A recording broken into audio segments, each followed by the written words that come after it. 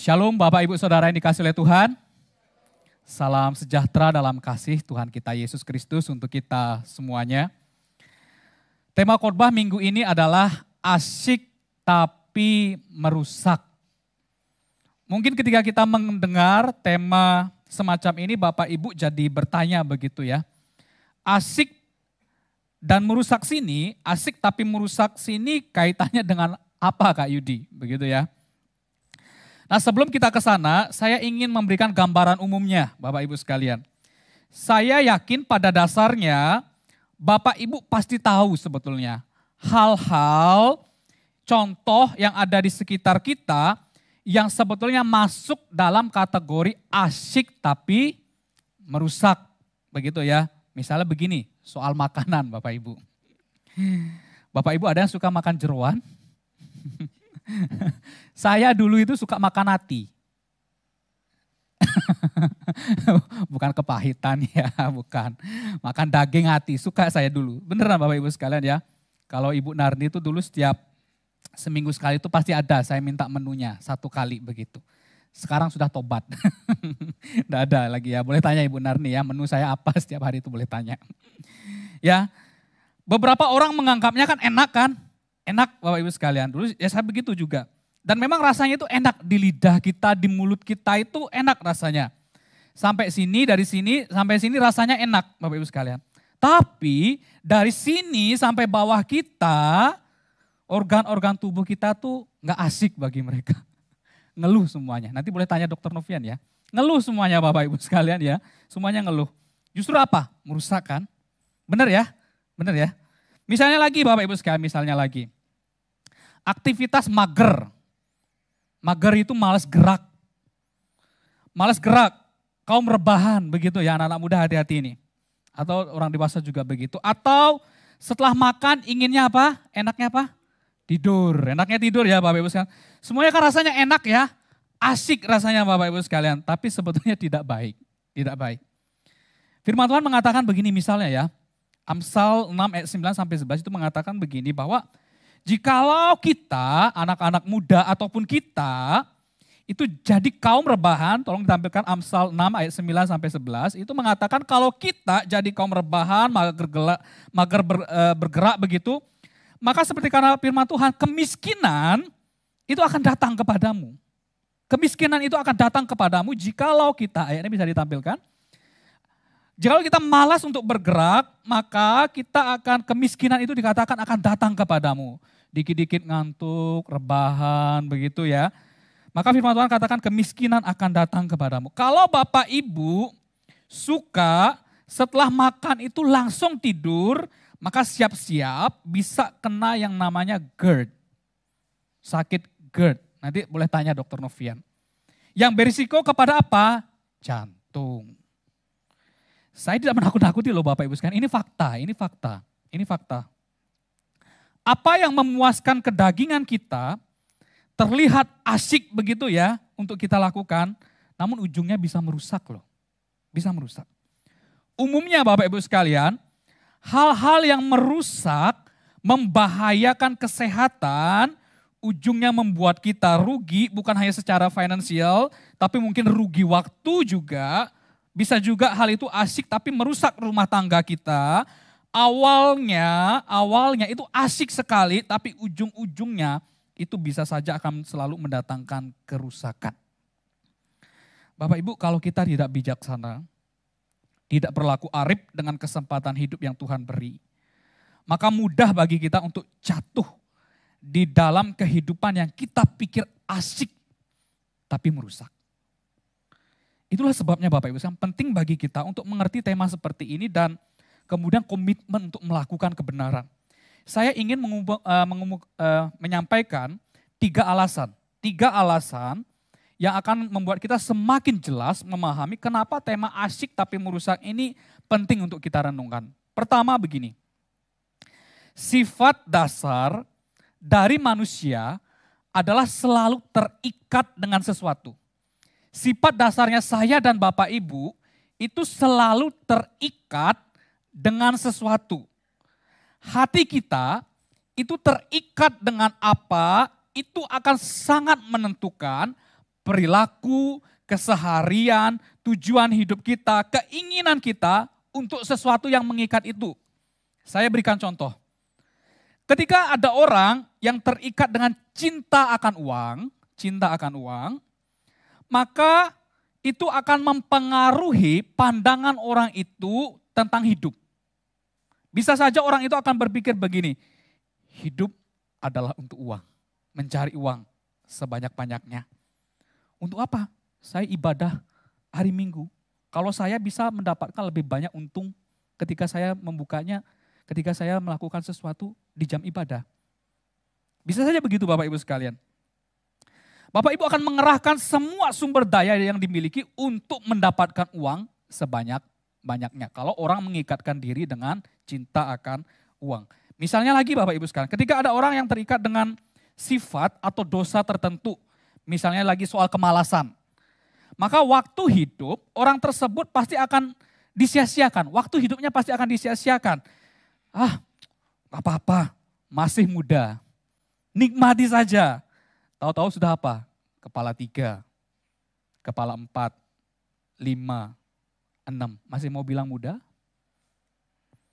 Oleh sebab itu Bapak Ibu sekalian, kepada siapa kita mengikatkan diri, menghambakan diri, menyerahkan diri kita sangat menentukan jalan hidup yang akan kita jalani. Jikalau kita mengikatkan diri pada dosa-dosa tertentu dan rasanya itu asik sekali begitu ya. Padahal kita sudah tahu bahwa akibat yang ditimbulkan itu akan begitu fatal, maka kita akan melakukannya, tetap melakukannya Bapak Ibu sekalian. Beda halnya jikalau kita mengikatkan diri kepada Tuhan. Mungkin orang berkata begini, ikut Tuhan itu gak asik. Ibadah ke gereja itu gak asik.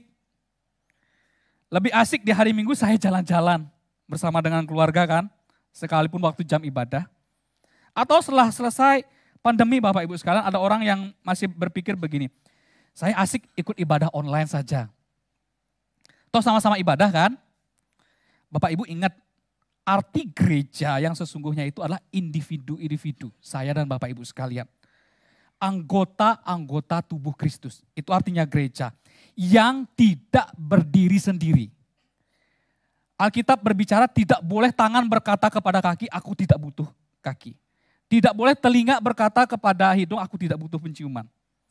Tidak boleh Bapak Ibu sekalian.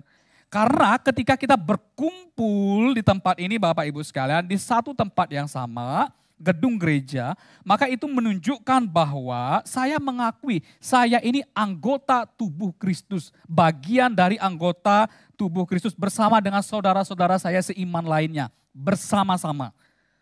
Nggak berdiri sendiri-sendiri loh Bapak Ibu sekalian.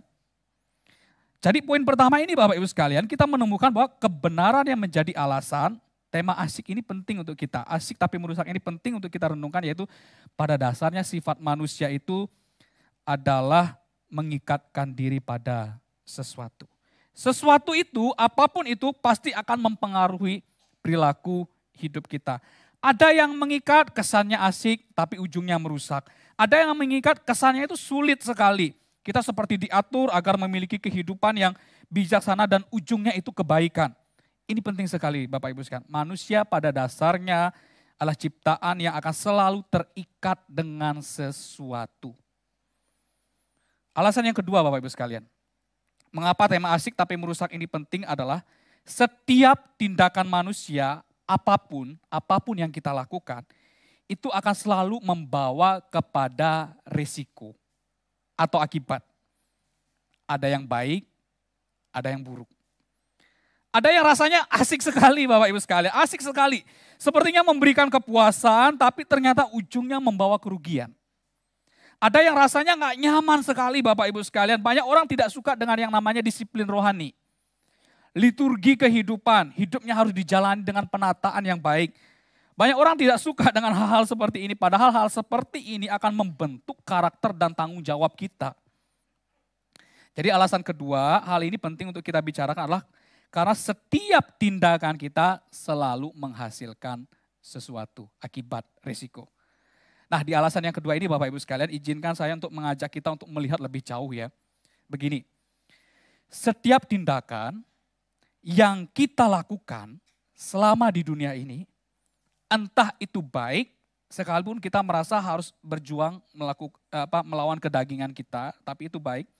Atau jahat, sekalipun kita merasa asik, memuaskan keinginan kita, dalam penilaian Tuhan akan dinilai, diperhitungkan di hari penghakiman nanti. Jadi Bapak Ibu sekalian, setiap tindakan kita, tutur kata kita, sikap, hal-hal yang kita pikirkan, semuanya akan mendatangkan hasil, upah di akhir zaman. Sebelumnya saya ingin memberikan suatu pemahaman supaya Bapak Ibu tidak salah ya menangkap maksud saya. Pemahamannya seperti ini. Orang percaya, saya dan Bapak Ibu sekalian, orang Kristen, itu diselamatkan hanya melalui anugerah dari Allah. Melalui karya kematian dan kebangkitan Tuhan Yesus. Yang kita terima melalui iman percaya. Iman percaya. Bukan karena usaha atau perbuatan kita, bukan. Saya ulang lagi, kita sebagai orang percaya diselamatkan karena hanya melalui anugerah Allah.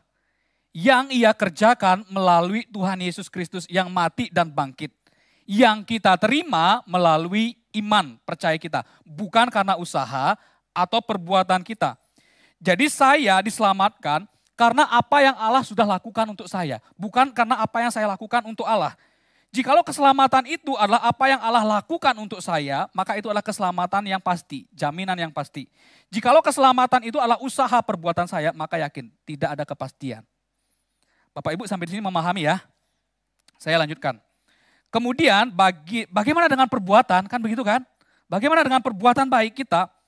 Perbuatan baik kita itu diibaratkan sebagai menghasilkan buah-buah yang baik. Yang pertama itu sebagai ucapan syukur. Yang telah Tuhan, karena apa? Tuhan lebih dahulu mengasihi saya bersyukur kepada Tuhan, maka saya melakukan sesuatu yang baik, yang memuliakan nama Tuhan. Melakukan apa yang Tuhan kehendaki. Bukan supaya saya mencapai keselamatan, bukan. Tapi karena apa? Saya sudah diberi anugerah, saya sudah diselamatkan. Paham ya Bapak Ibu sekalian ya? Yang kedua, kenapa? Sebagai bukti yang nyata. Bahwa saya telah mempunyai iman yang sungguh kepada Tuhan adalah buktinya apa? Saya menghasilkan buah-buah yang baik. Menghasilkan perbuatan-perbuatan yang baik. Bagaimana kita menilai apakah saya sungguh-sungguh beriman kepada Tuhan? Ya melalui perbuatannya. Tapi apakah perbuatan itu untuk mencapai keselamatan? Tidak. Itu membuktikan saya sungguh-sungguh beriman atau tidak. Jadi kita bisa simpulkan begini, kalau kita hanya sebatas beragama Kristen, tahu sedikit tentang Yesus, tapi tidak hidup di dalam kebenaran, perbuatan-perbuatannya tidak menunjukkan kebenaran, mungkin saja sebetulnya kita belum sungguh-sungguh beriman, belum diselamatkan loh. Iman tanpa perbuatan pada hakikatnya mati. Dengan kata lain, orang Kristen yang sungguh percaya, memang seharusnya tidak bisa tidak, ia akan berproses untuk menghasilkan buah-buah yang baik. Perbuatan-perbuatan yang baik. Mungkin benar Bapak Ibu sekalian, tidak selalu. Kadang masih bisa jatuh dalam kedagingan. Bisa enggak Bapak Ibu sekalian? Masih bisa. Tapi ia tahu anugerah Tuhan besar untuk saya. Dan ia akan terus berjuang untuk melayani dan melakukan apa yang baik. Saya akan lanjutkan kembali ya. Nah, sekarang bagaimana dengan orang Kristen? Orang Kristen yang telah diselamatkan, perbuatannya kan juga beda-beda kan? Saya dan Bapak Ibu perbuatannya sama enggak? Melayaninya sama enggak orang Kristen satu dengan yang lain? Kan beda-beda kan? Setiap orang kan beda-beda. Orang Kristen A misalnya memang telah sungguh diselamatkan.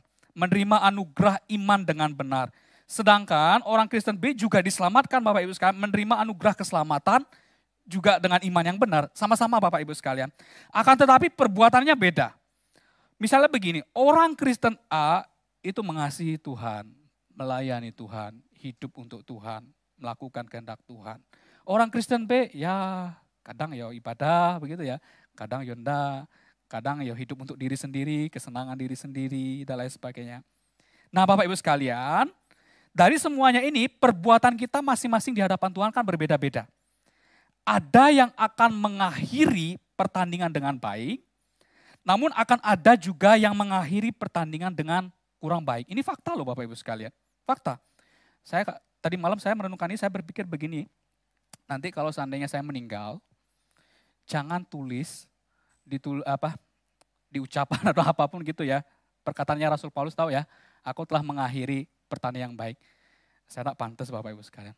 Paulus pantas ngomong begitu. Dia melakukan banyak hal untuk Tuhan. Kalau saya rasanya enggak. Saya lebih senang ya nanti mungkin ditulis seperti di Instagram saya ya. Saya ini orang berdosa yang diselamatkan hanya oleh kasih anugerah Tuhan. Ya itu aja Bapak Ibu sekalian. Orang Kristen A lebih sering bersekutu dengan Tuhan. Ia terlibat aktif melayani Tuhan dan sesamanya. Sedangkan orang Kristen B ya jarang-jarang bersekutu dengan Tuhan, jarang-jarang menolong orang lain.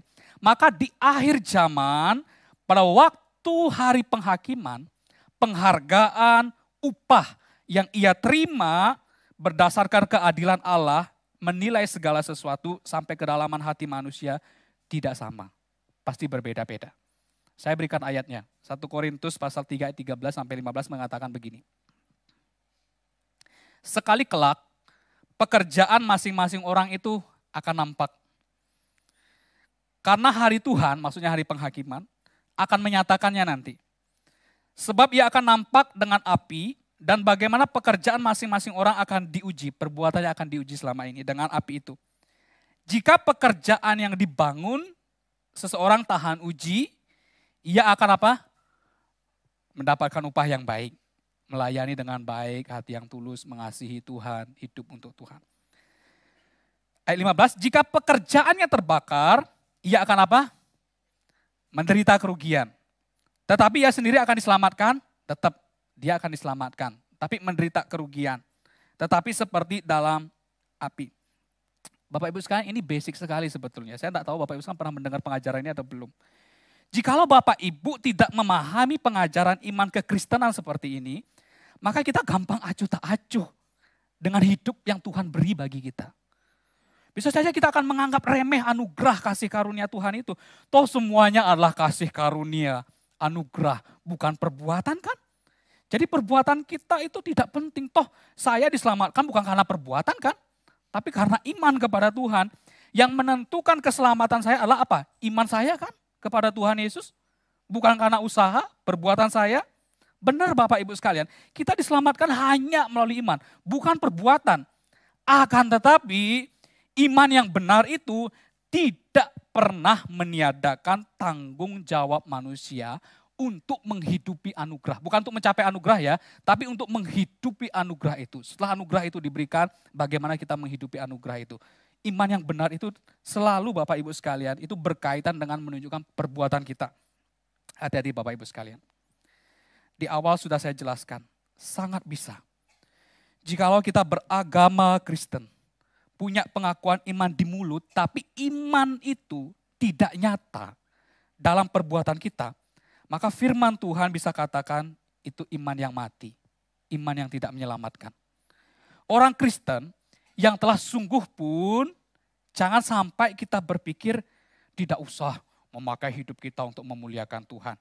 Dan akhirnya kita mendapatkan apa tadi kata firman Tuhan? Kerugian pada hari penghakiman. Jadi alasan yang kedua ini Bapak Ibu sekalian.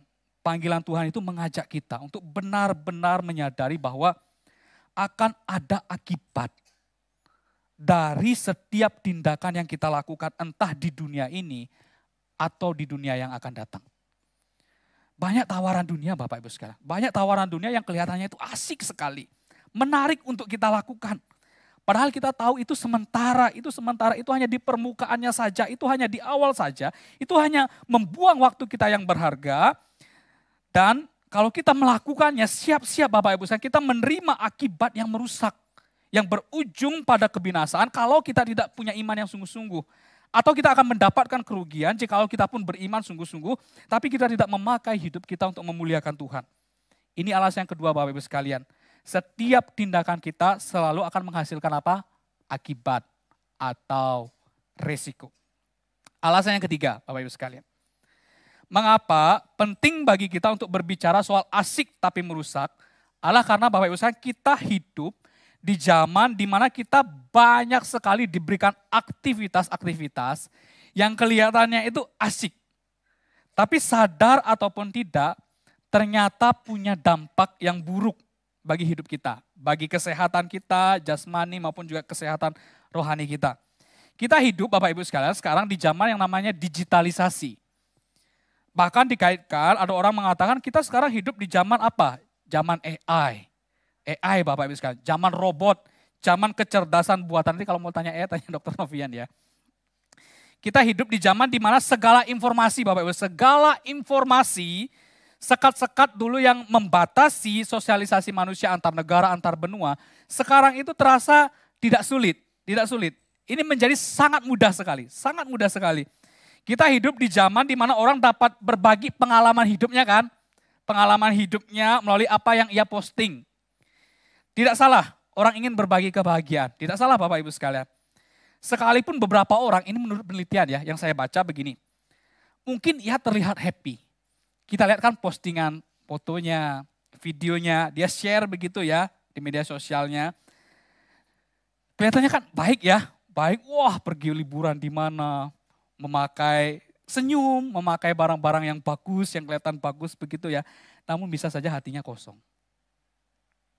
Sepi. Dan sebentar lagi ia mungkin ingin mengakhiri hidupnya. Ada loh Bapak Ibu sekalian, orang-orang seperti itu. Banyak orang yang sepertinya hidup di dua alam Bapak Ibu sekalian.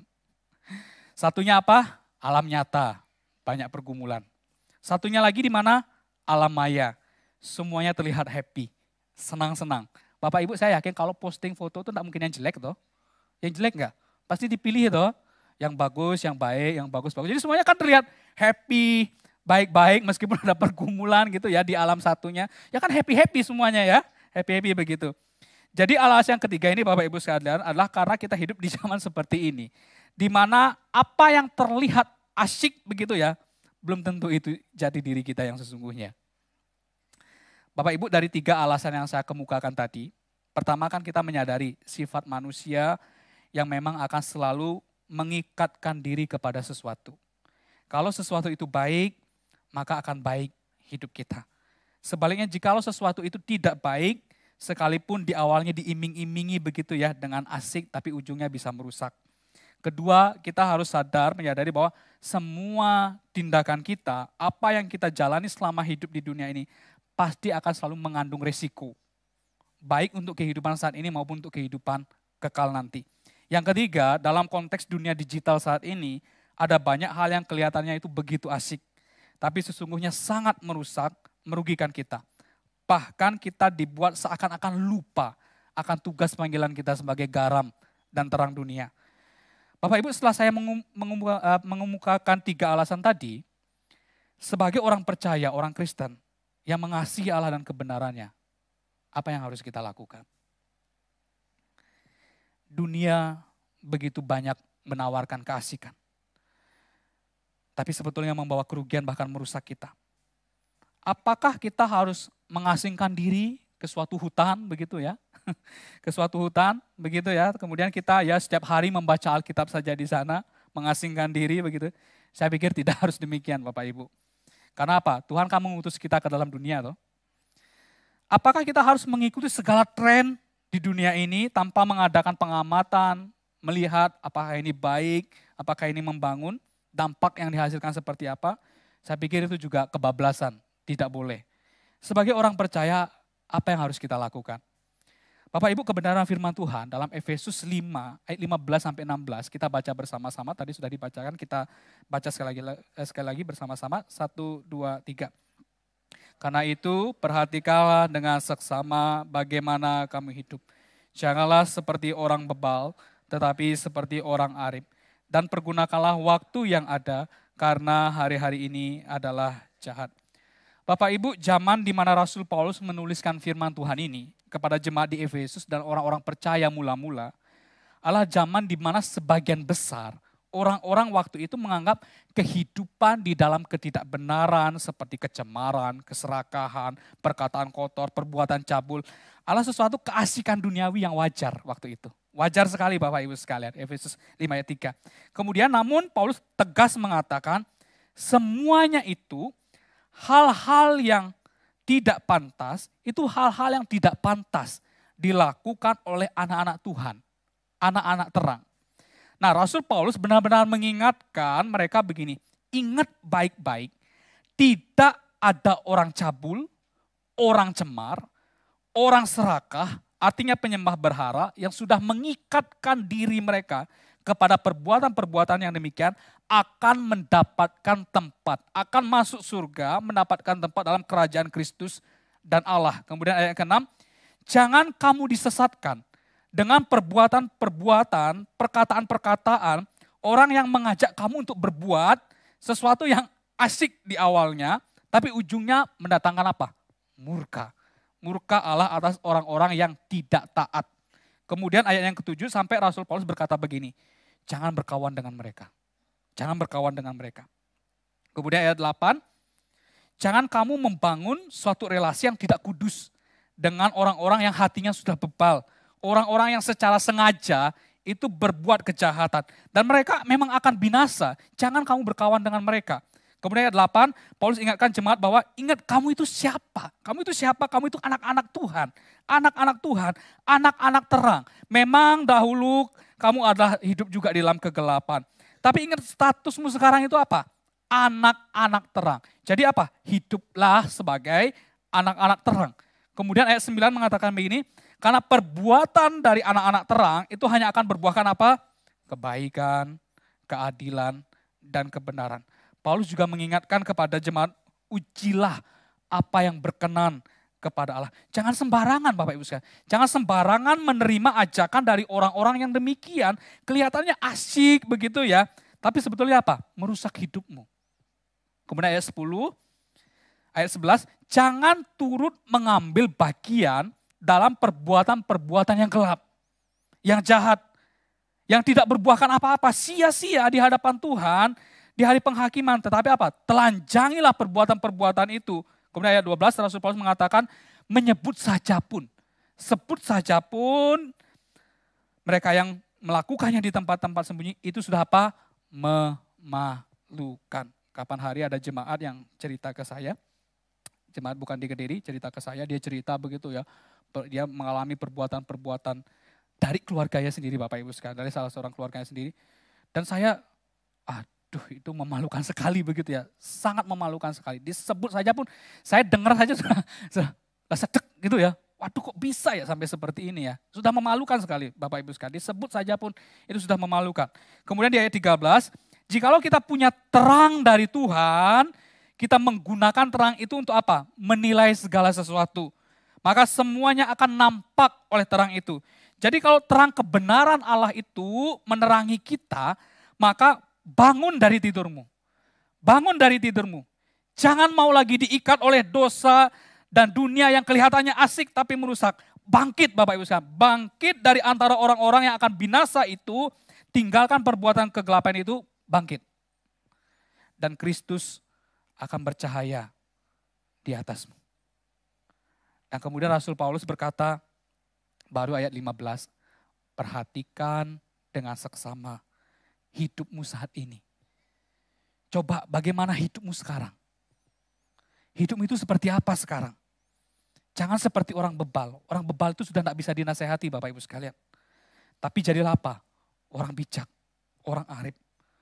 Orang bijak itu tahu menilai zaman ini zaman seperti apa. Tahu tawaran-tawaran dunia yang kelihatannya asik tapi ujungnya merusak. Dan Rasul Paulus mengkaitkan hal ini dengan apa? Penggunaan waktu, kesempatan, lebih tepatnya kesempatan ayat 16. Jangan kamu menjadi orang yang dibodohkan oleh dunia ini dan pekerjaan si jahat, tapi terus berusaha apa? Mengerti kehendak Tuhan ayat 18. Bapak Ibu yang dikasih oleh Tuhan, nasihat firman Tuhan jelas. Jauhkan hidupmu dari perbuatan-perbuatan yang sia-sia. Perbuatan-perbuatan yang memang dilakukan oleh orang-orang yang akan binasa. Jangan turut mengambil bagian di dalamnya. Akan tetapi kamu harus hidup bijaksana di dalam penggunaan setiap kesempatan yang Tuhan beri. Jadi kebenaran firman Tuhan mengkaitkan kehidupan anak-anak Tuhan yang bijak dengan yang namanya penggunaan waktu. atau kesempatan hidup. Bapak Ibu, kita hidup di era digital, di mana menurut penilaian rata-rata orang Indonesia, ini saya baca penelitian, rata-rata orang Indonesia itu menghabiskan waktu di dunia maya itu sekitar 7 jam per hari. 7 jam per hari. Kebanyakan apa? Membuka WA. Dan juga membuka apa? Instagram. Scrolling, Bapak Ibu sekalian. Scrolling ya.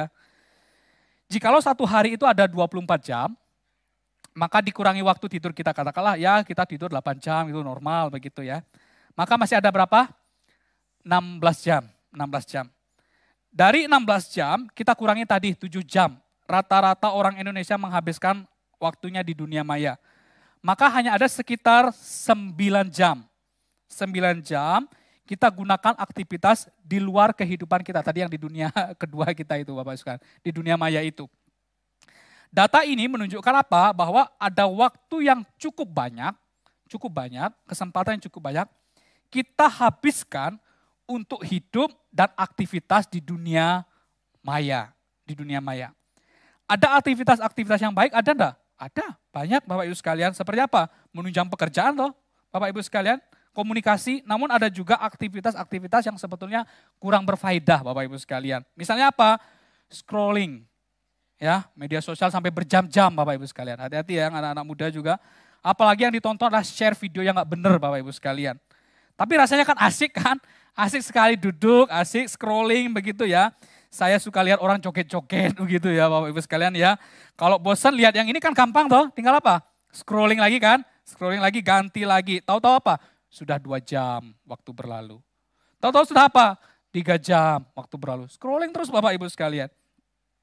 Bapak Ibu, apanya yang tidak bijak dengan hidup kita saat ini Bapak Ibu sekalian? John Piper itu mengatakan begini Bapak Ibu sekalian. Saya banyak belajar dari John Piper, mengatakan begini. Saya terjemahkan. Salah satu kegunaan Twitter dan Facebook atau media sosial lainnya adalah untuk membuktikan di hari akhir bahwa tidak adanya doa bukan karena kurangnya waktu. Mengerti maksudnya? Ini jangan menganggap John Piper ini anti dengan yang namanya teknologi digital. Enggak, dia punya Desiring God. Dia punya website yang memberitakan firman Tuhan. Pakai, enggak anti ya Bapak Ibu sekalian ya. Maksudnya adalah banyak orang yang menghabiskan waktunya untuk hal-hal yang tidak bermanfaat ya. Untuk hal yang tidak bermanfaat, tidak berfaedah di media sosial. Dan itu membuktikan kamu bukan gak ada waktu doa, itu bukan karena gak ada waktu loh. Tapi karena apa? Prioritasmu. Ternyata prioritas yang kamu habiskan itu keasikan kita, itu adalah melakukan hal yang demikian 7 jam itu dibandingkan kita datang kepada Tuhan. Nah justru hal-hal ini akan membuktikan Bapak Ibu sekalian, kita gak bisa berkelit nanti di hari penghakiman kepada Tuhan. Tuhan aku gak punya waktu. Sama saya, sama Kak Erin mungkin bisa Bapak Ibu sekalian. Alasannya kan macam-macam toh. Gak bisa melayani, gak bisa doa, gak bisa baca firman Tuhan. Ya macam-macam alasannya bisa. Tapi nanti di hadapan Tuhan kita gak bisa Bapak Ibu sekalian. Berapa banyak Bapak Ibu sekalian dari antara kita yang sebelum tidur kita berdoa kepada Tuhan. Dan bukan scrolling media sosial. Hati-hati Bapak Ibu. Kita harus bijak dengan waktu hidup kita. Dan ingat, setiap perbuatan akan kita pertanggungjawabkan di hadapan Tuhan.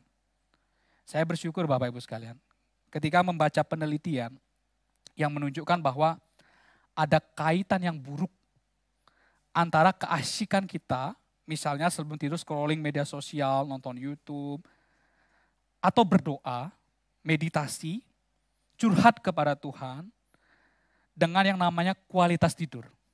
Ada kaitannya. Banyak orang mengeluh di zaman ini Bapak Ibu sekalian bahwa sepertinya mereka sudah punya cukup waktu untuk tidur. Waktu tidurku cukup kok 7 jam, 8 jam setiap hari cukup. Tapi kenapa kok rasanya tetap kurang semangat ya? Badan tidak enak ketika bangun. Ternyata dari penelitian yang saya baca, dikatakan penelitian salah satunya itu pemicunya namanya doom scrolling. Menelusuri media sosial sebelum tidur. Apalagi jika dilakukan dalam waktu yang lama. mungkin saja dapat membuatmu tidak berhenti membaca berita buruk. Pengen tahu begitu ya. Dan terus mencari kelanjutan informasi tersebut. Perilaku ini disebut doom scrolling. Sehingga seseorang bisa merasa cemas, stres, takut, tertekan, hingga paranoid terhadap sekitar.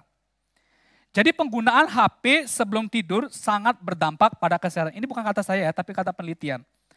Oleh sebab itu disarankan untuk tidak main HP setidaknya 1-2 jam sebelum waktu tidur. Sebagai gantinya, ini artikelnya nulis begitu. Sebagai gantinya bisa melakukan aktivitas lain yang dinilai lebih bermanfaat bagi kesehatan dan meningkatkan kualitas tidur. Aktivitas itu bisa berupa membaca buku. Kalau saya di sini kasih tanda kurung membaca firman Tuhan. Menulis jurnal, mandi air hangat, atau meditasi. Saya kasih tanda kurung berdoa. Ini menurut penelitian loh Bapak Ibu sekalian. Bapak Ibu hati-hati ya. Yang kita pikir itu asyik, bisa saja itu merusak kesehatan kita. Baik rohani maupun jasmani. Firman Tuhan sudah katakan, hiduplah seperti orang arif. Tahu menggunakan waktu dengan tepat. Sadar diri, saya ini anak-anak Tuhan yang harus hidup menjadi garam dan terang dunia. Anak Tuhan yang dapat menilai zaman ini seperti apa. Hari-hari ini memang jahat Bapak Ibu sekalian. Mungkin jahatnya itu tidak seketika kita ketahui kan. Mungkin setelah dijelaskan seperti ini, baru kita mulai menyadari kan. Baru kita mulai sadar dan ingatkan kembali oleh firman Tuhan. Syukur Bapak Ibu sekalian kalau kita sadar dan mulai mengubah hidup kita. Waktu bangun pagi, saya mau datang kepada Tuhan. Datang kepada Tuhan dulu. Baca apa? Firman Tuhan dulu. Atau apa? Ambil HP. Tapi jangan scrolling Bapak yang media sosial. Ambil HP untuk apa? Dengar suaranya siapa? Suara renungan hamba Tuhan. Dengar, taruh HP-nya, buka HP-nya, taruh HP-nya, dengar, baca firman Tuhan. Saya harus mulai keras dengan diri. Harus keras Bapak Ibu sekalian. Saya pun begitu. Saya berusaha. Jangan pikir Bapak Ibu sekalian, saya juga tidak ada begini-begininya Bapak Ibu sekalian. Ada. Tapi saya mau keras dengan diri saya. Saya mau keras dengan diri saya. Sebelum tidur lebih baik saya apa? Berdoa dulu. Membaca firman Tuhan. Itu akan menolong juga apa? Rohani saya juga kualitas tidur saya. Susah? Mungkin iya. Mungkin susah Bapak Ibu sekalian. Tapi kalau secara konsisten kita lakukan, maka tidak ada yang mustahil. Kebiasaan saya pun juga bisa akan berubah. Saya sadar Bapak Ibu sekalian, memang kelihatannya asik sekali kan scrolling media sosial itu asik sekali. Dan lain-lainnya, sebelum tidur itu asik sekali. Tapi saya tahu itu sangat berbahaya untuk kesehatan dan juga untuk kerohanian saya. Bapak Ibu terakhir, di zaman digitalisasi ini di mana menyebarkan sebuah informasi, berita adalah suatu hal yang tidak sulit lagi, tidak sulit. Maka saya harus menggunakan kesempatan ini untuk lebih banyak memberitakan kasih Kristus, firman Tuhan, Injil, firman Tuhan, kesaksian hidup yang memberkati banyak orang. Setuju nggak Bapak Ibu sekalian? Seharusnya di zaman kita sekarang ini, seharusnya lebih banyak orang yang kenal Kristus, benar nggak? Seharusnya lebih banyak orang kenal Kristus. Lebih banyak orang tahu firman Tuhan nggak? Orang-orang yang belum percaya. Seharusnya kan? Di zaman sekarang kan? Saya harus menjadi bagian Bapak Ibu sekalian. Saya harus menjadi bagian yang menggenapi firman-Nya. Semua suku bangsa harus mendengar Injil tentang Kristus.